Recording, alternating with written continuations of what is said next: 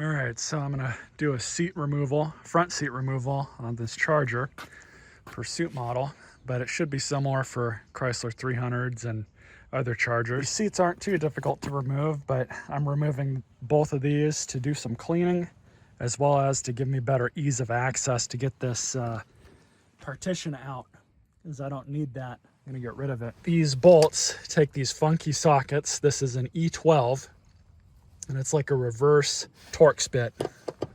And basically you're just going to remove 1, 2 on the front, and then there's 2 more on the back, which we'll get to. This seat is electric, so I've got to undo the connection. It's right there.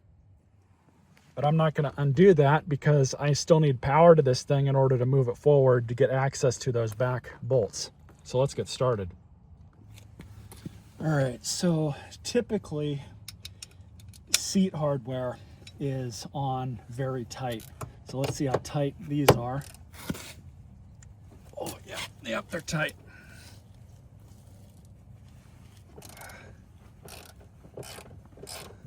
So I'm just gonna loosen these up like that.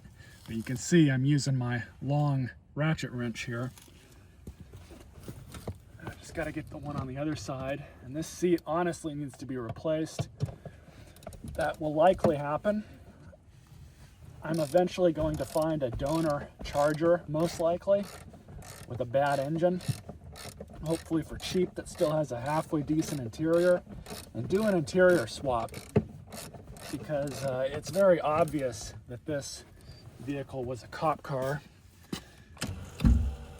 Up here to remove the seat belt, which I might just do that right now, just to kind of get it out of the way, because you know I'm gonna have to get back here to kind of move things around a bit. So it's actually a T50 Torx bit, and with any luck, we don't need an extension. We'll just go ahead and undo this thing so we can at least get this out of the way.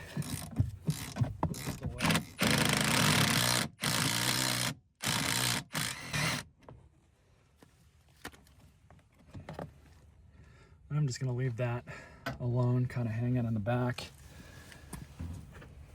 Now we're just going to remove that bolt there and that one back there.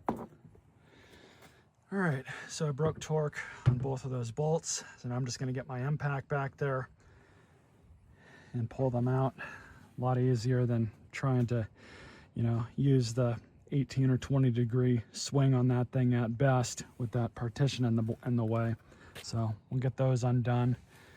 Then we'll fully remove the fronts, and then after all 4 are out, we should be able to kind of angle this thing to be able to get at that electrical connector at the bottom. We'll unplug that, and then at that point the seat should just come right out. So I've got access to the fronts now. Both the backs are out, so we'll just quickly remove these.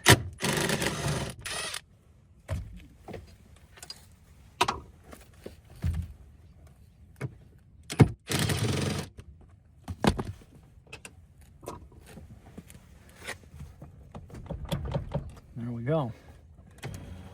So bring it forward just a bit.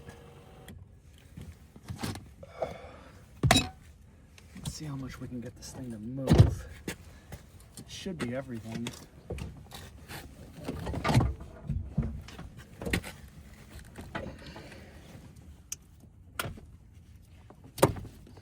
Connectors out. There's 2 studs in the back. So lift it forward.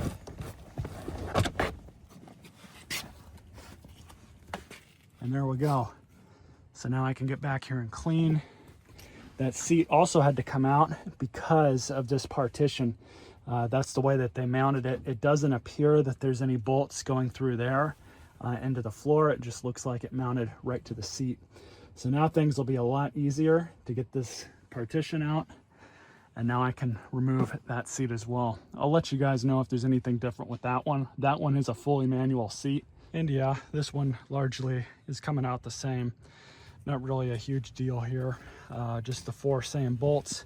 I did have to pull this cover off because that was actually not lost on the seat.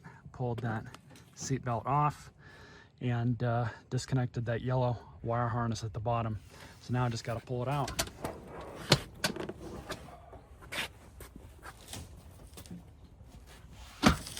Not too bad.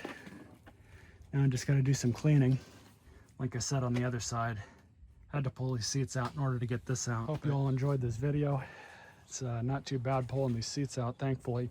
But if you're interested, check out my other videos in the playlist that this video is a part of. And this is a work in progress right now.